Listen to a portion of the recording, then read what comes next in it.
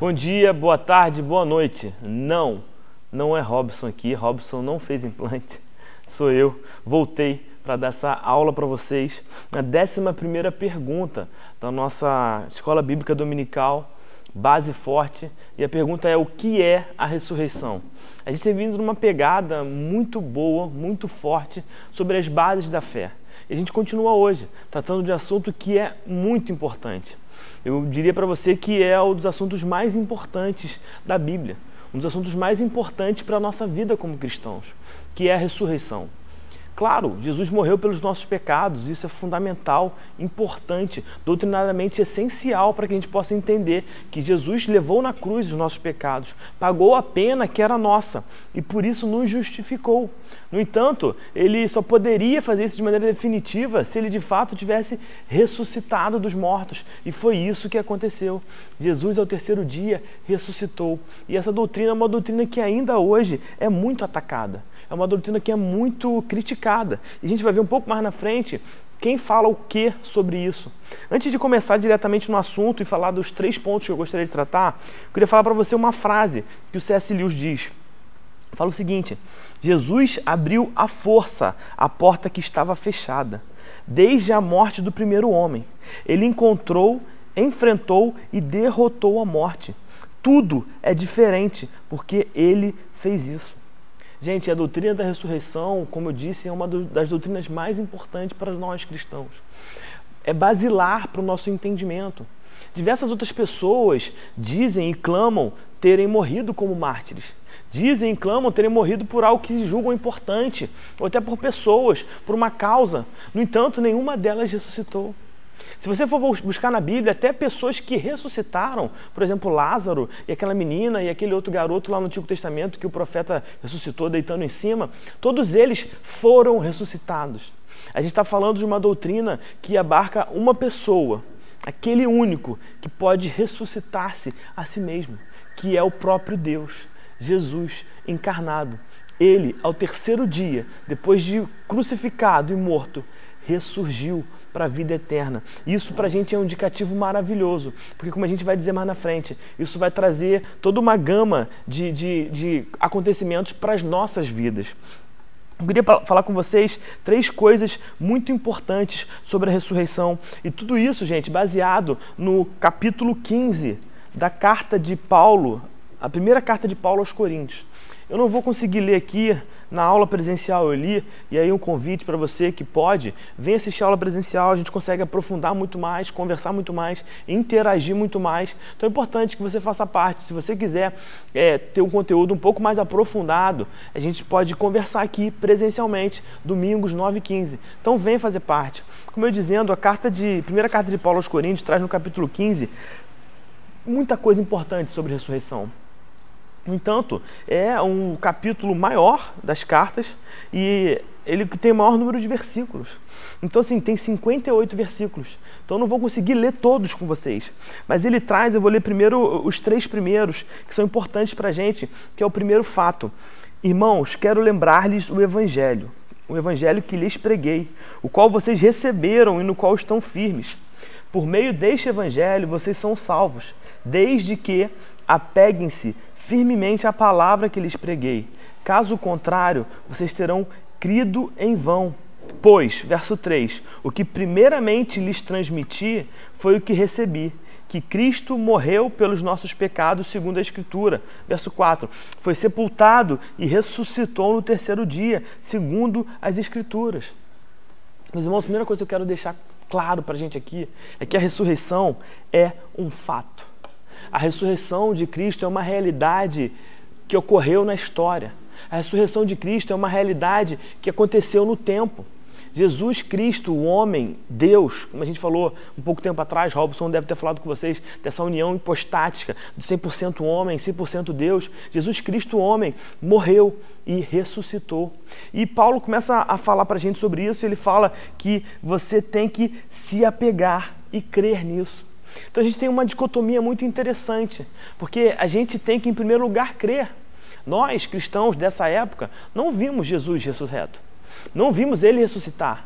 No entanto, a gente conhece Deus, a gente conhece Jesus, a gente conhece a palavra. Então, pela fé, a gente crê nessa realidade. No entanto, é uma doutrina que diz pra gente que não é somente pela fé. Sabe por que não é somente pela fé? Porque Paulo traz a narrativa de testemunhas que presenciaram a ressurreição de Jesus. E quando a gente fala de testemunha, a gente fala de alguém que viu, alguém que de maneira ocular olhou, presenciou, pôde tocar em Jesus. E Paulo continua no verso 5 o seguinte: e apareceu a Pedro e depois aos 12. Depois disso apareceu a mais de 500 irmãos de uma só vez, a maioria dos quais ainda vive, embora alguns já tenham adormecido. Meus irmãos, Paulo está dizendo, em primeiro lugar, que é uma doutrina que a gente precisa ter fé, crer que Jesus ressuscitou. No entanto, além da fé, a gente consegue de maneira palpável ter pessoas que na época que Paulo escreveu essa carta, que era mais ou menos 25 a 30 anos depois da ressurreição, um pouco menos, um pouco mais, aproximadamente, haviam pessoas que ainda estavam vivas, que podiam ser testemunhas de que Jesus Cristo tinha ressuscitado.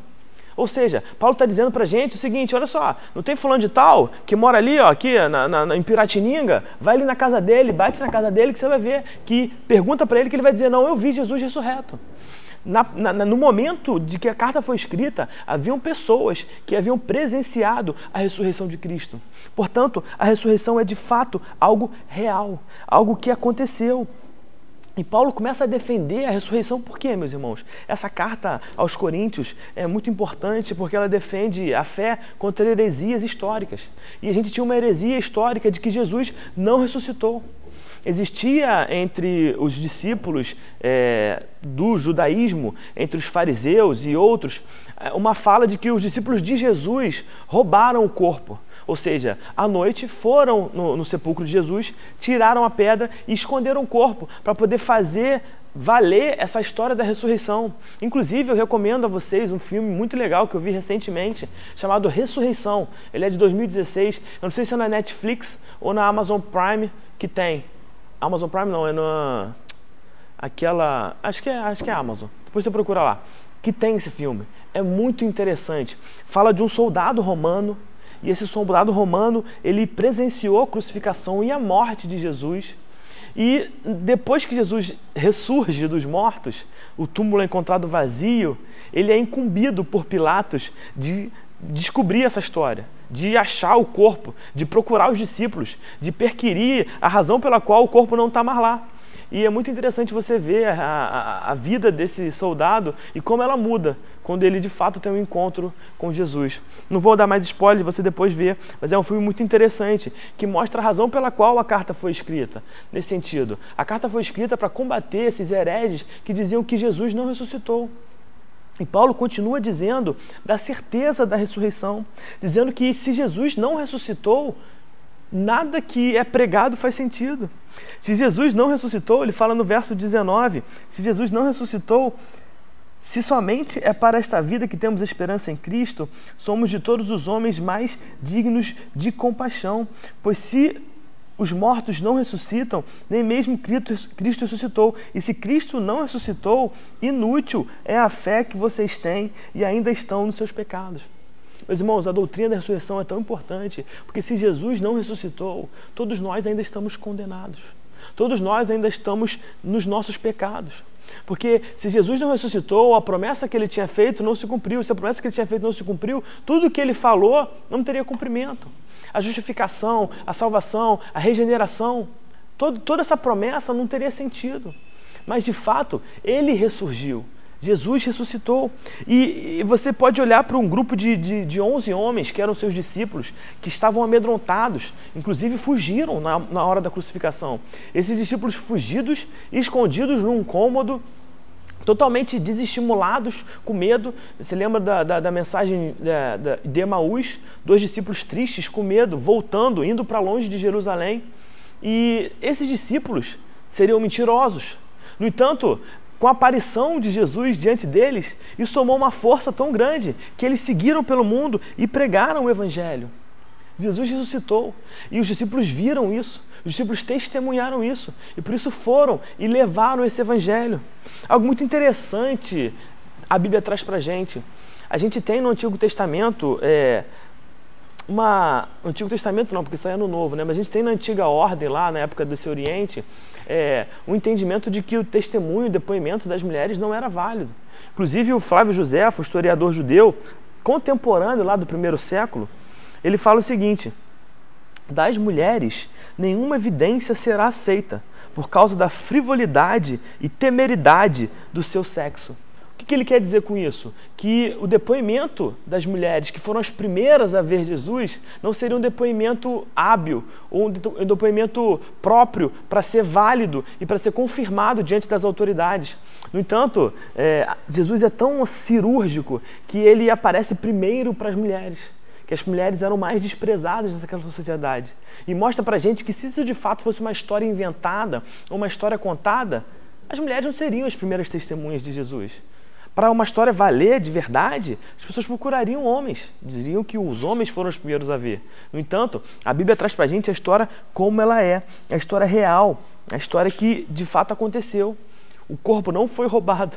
De fato, Jesus ressuscitou, as mulheres viram e foram prova disso. Então esse fato que eu quero deixar para vocês é importante ser levado em consideração. A ressurreição foi real. Jesus, que morreu, ao terceiro dia ressuscitou. Por que isso é importante hoje, Café, no século 21, em 2023? Porque hoje, gente, hoje, aqui no Rio, em Niterói, em outros lugares do Brasil, existem pastores e pessoas pregando uma heresia que não é como aquela do livro de Coríntios aqui, que o corpo de Jesus foi roubado, mas é uma heresia mais moderna, mais sutil, uma heresia que diz que Jesus não ressuscitou de fato.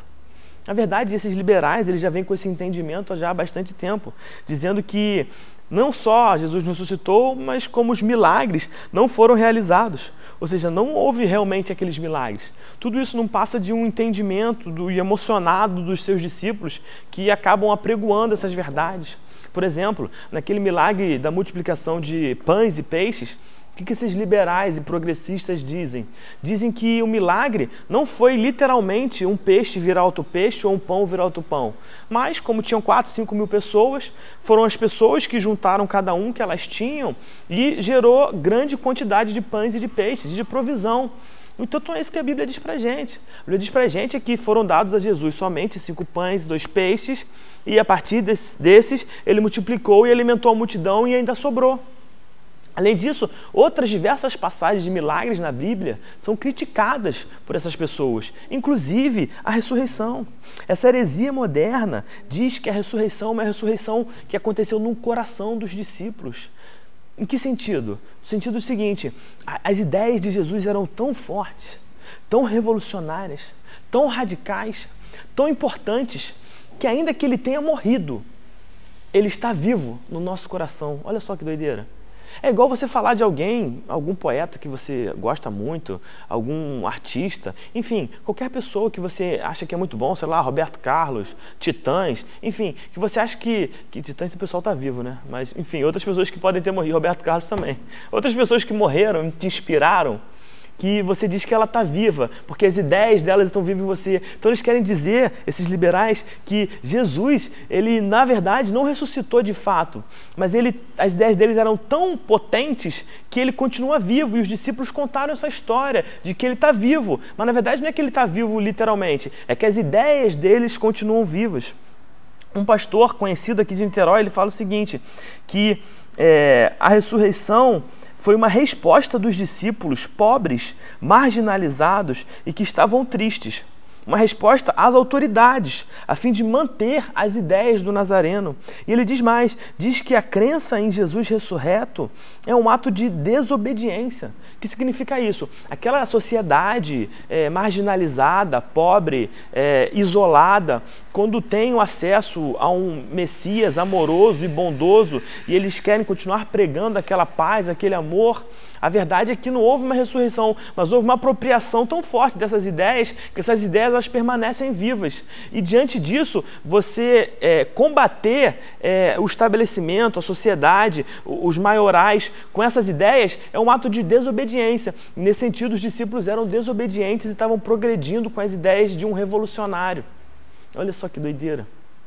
Essas ideias hoje têm acolhimento. Hoje tem pessoas que entendem isso, que de fato Jesus não ressuscitou literalmente, mas que Ele está ressurreto em nossos corações. Isso está errado, é uma heresia. Jesus de fato ressurgiu dos mortos. E segundo ponto que eu quero destacar, não é somente um fato, mas é uma promessa. É uma promessa que ela vem do Antigo Testamento, em vários textos. Aí eu vou pedir para você depois abrir e pesquisar, que não dá tempo aqui para a gente falar de todos. A gente tem Salmo 22, a gente tem Isaías 53, a gente tem Oséias, Mateus no Novo Testamento, Paulo, Atos, enfim, a gente tem um monte de texto que fala da promessa de que o Messias viria e ele ressuscitaria. Eu quero dar uma especial atenção só para um verso do Salmo 22. Você abre aí comigo, eu não ia abrir não, mas eu vou abrir. Salmo 22 diz o seguinte, é exatamente a frase que Jesus fala quando ele expira. E ele fala o seguinte, um pouco antes, na verdade, né? Salmo 22, verso 1, meu Deus, por que me abandonaste? Por que está longe de salvar-me? Tão longe dos meus gritos de angústia.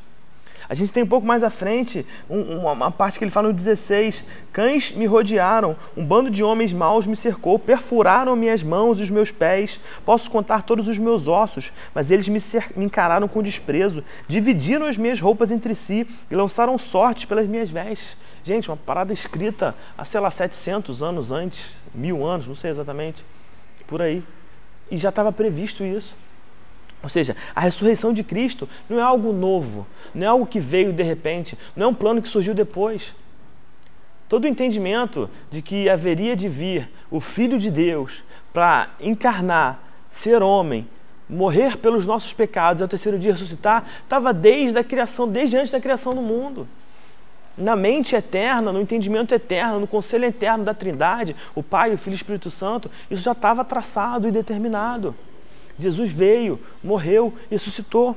Isso já é o entendimento de toda a Bíblia, de todas as Escrituras. Jesus ressuscitou em nosso favor. Jesus ressuscitou para quê? Para poder confirmar a obra da justificação, confirmar a obra da salvação, confirmar a nossa regeneração, confirmar sendo o primeiro com o corpo glorificado. O terceiro ponto do que eu quero trazer para vocês é exatamente os resultados da ressurreição. Eu falei aqui de maneira resumida alguns, e eu quero falar com vocês rapidamente de 1 Pedro 13. 1 Pedro 1,3, o que diz? Bendito seja Deus e Pai de nosso Senhor Jesus Cristo, conforme a sua grande misericórdia, Ele nos regenerou para uma esperança viva por meio da ressurreição de Cristo. Através da ressurreição de Cristo, esse é um dos resultados, fomos regenerados, fomos salvos. E esse ponto é importante, porque se Cristo foi esse que primeiro ressuscitou dentre os mortos, e Ele é o primeiro, é porque viriam outros. E esse ponto, ele toca a nossa própria vida. Ou seja, se Jesus, como o primeiro de muitos, foi aquele que ressurgiu dentre os mortos, nós também ressuscitaremos. Meus irmãos, nós também ressuscitaremos em glória, juntamente com Cristo. A morte foi destruída, a morte foi derrotada, e a ressurreição de Cristo nos dá certeza da nossa ressurreição futura. Olha o que diz lá no nosso texto base, em 1 Coríntios 15, verso 20 a 23, diz o seguinte: mas de fato Cristo ressuscitou dentre os mortos, sendo Ele as primícias dentre aqueles que dormiram. Visto que a morte veio por meio de um só homem, também a ressurreição dos mortos veio por meio de um só homem. Pois da mesma forma como em Adão todos morrem, em Cristo todos serão vivificados. Verso 23, mas cada um por sua vez, Cristo primeiro, depois, quando Ele vier, os que lhe pertencem. Então, a promessa de que Jesus... A promessa não, o fato de que Jesus ressuscitou, dá para a gente a promessa de que nós ressuscitaremos. A Bíblia é clara em diversos textos, Jó, Ezequiel, Isaías, Daniel, Salmo, de que a verdade da ressurreição é um fato não só que Cristo ressuscitou dentre os mortos, mas que nós ressuscitaremos.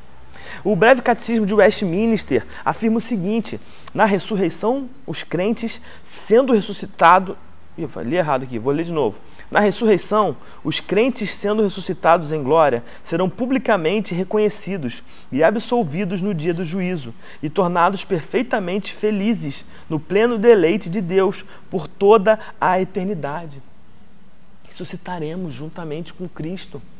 O verso 35 a 38 do capítulo 15, que é isso que a gente está lendo, fala do nosso corpo glorificado. Olha só, mas alguém pode perguntar, como ressuscitam os mortos? Com que espécie de corpo virão? Insensato. O que você semeia não nasce, a não ser que morra. Quando você semeia, não semeia o corpo que virá a ser, mas apenas uma simples semente, como de trigo ou de alguma outra coisa. Mas Deus lhe dá um corpo como determinou, e cada espécie de semente dá o seu corpo apropriado. Nem toda a carne é a mesma. Os homens têm uma espécie de carne, os animais outra, as aves outras. Assim como na ressurreição dos mortos, o corpo que é semeável é perecido, ressuscita imperecível. Verso 42, eu dei uma pulada aqui, li o 42. Nós ressuscitaremos num corpo imperecível, num corpo perfeito. A gente tem mais pra frente, eu queria ler esse texto aqui, lembrei dele agora, que é uma dicotomia assim legal, acho que é a partir do 42 mesmo, presta atenção. Assim será com a ressurreição dos mortos. O corpo que é semeado é perecível, ressuscita imperecível. 43. É semeado em desonra e ressuscita em glória. É semeado em fraqueza, ressuscita em poder. É semeado em um corpo natural e ressuscita em corpo espiritual. A certeza que a ressurreição nos traz é que Deus é poderoso para cumprir todas as promessas que Ele nos fez, porque a ressurreição é fato. A certeza que a ressurreição nos traz é de que tudo que Ele disse no Antigo Testamento se cumpre e tem se cumprido. A certeza que Ele nos dá é que nós ressuscitaremos. E isso traz para a gente perguntas e questionamentos. Se esse Deus de fato é quem Ele diz que é, se esse Deus de fato promete tudo aquilo que Ele diz que promete e cumpre, o que a gente não vai fazer por Ele? O que a gente não vai entender que a gente precisa viver para a glória dEle? A ressurreição, meus irmãos, é um fato que atinge diretamente a nossa vida pragmática, a nossa vida prática, a nossa vida cotidiana, diária. Como que a gente tem vivido diante desse fato, desse milagre, de que Jesus morreu e ressuscitou o terceiro dia para nos salvar? Como que a gente tem vivido as nossas vidas diante desse acontecimento inédito? Daquele que se entregou, mas não ficou morto. Daquele que morreu e ressuscitou o terceiro dia. Isso faz a gente entender que a gente precisa viver para a glória desse Deus que promete e cumpre. A gente precisa viver para a glória desse Deus que disse que vai nos resgatar e vai nos resgatar. Que a gente tem que viver para a glória desse Deus que vai nos buscar e que estaremos com Ele em corpo glorificado eternamente. Não caia na heresia de uns politicamente corretos, querendo dizer que não é bem assim, não é bem assim. Eles querem mudar a Bíblia em alguns aspectos, tentando usar uma racionalidade pervertida. Meus irmãos, a racionalidade pura, ela não pode chegar a Deus. É impossível. A gente precisa do Espírito Santo. A racionalidade sozinha, ela é maculada pelo pecado. A racionalidade sozinha, sem o Espírito Santo, não consegue atingir as coisas de Deus. Isso é bom que humilha a gente. A gente acha que é esperto, a gente acha que é inteligente, a gente acha que pensando, estudando, doutrinando aquilo que a gente acha que é certo, a gente vai chegar. No entanto, a gente precisa de revelação. E é isso que, graças a Deus, a gente tem entendido e sido pregado aqui na nossa igreja, através da exposição da Carta de Romanos. Precisamos do Espírito Santo nas nossas vidas, a fim de que essas verdades sejam reveladas a nós e a gente possa entender pela fé a verdade do Evangelho. O próprio Deus morreu em nosso favor, levando os nossos pecados para nos justificar, nos salvar, a fim de que tivéssemos vida. Esse Deus ressuscitou ao terceiro dia e Ele hoje está à direita do Pai, aguardando o tempo, que é o tempo dEle, em que nós ressuscitaremos em corpo glorificado e estaremos juntos com Ele. Amém? Aprende isso no teu coração, a fim de que essa modernidade não possa tirar você do foco. A ressurreição é a doutrina essencial. Jesus de fato ressuscitou. Isso era prometido. E nós também ressuscitaremos. Amém? Fica com Deus. Um abraço. Até a próxima.